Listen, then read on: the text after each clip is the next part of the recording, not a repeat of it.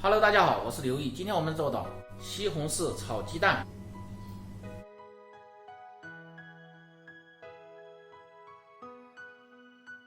首先把西红柿清洗干净，然后从中间切开，一定把这个芯儿，就是西红柿这个切掉。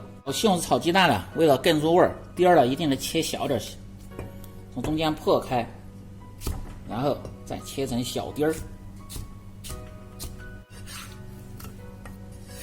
再切少许的小葱花，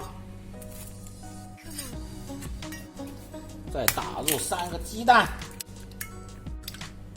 放入少许的盐增加底味，少许的白醋去腥，再放入少许的淀粉水，让炒出的鸡蛋更滑嫩，而且可以减少它鸡蛋吸油。然后把鸡蛋搅拌均匀，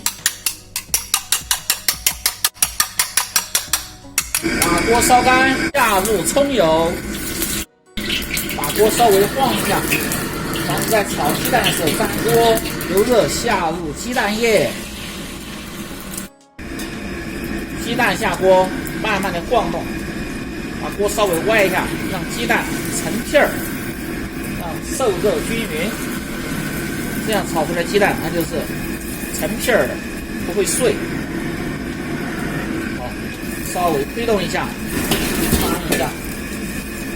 好，倒出，起锅，再放入葱油，先下入食盐。先下入食盐呢，可以使食材很快的成熟，而且这个盐味是很均匀的。下入西红柿，西红柿下锅火可以稍微开大一点，熬出这个汤汁儿，调味儿，少许的鸡精、味精和白糖。西红柿炒至1分钟，然后下入划好的鸡蛋，翻炒均匀，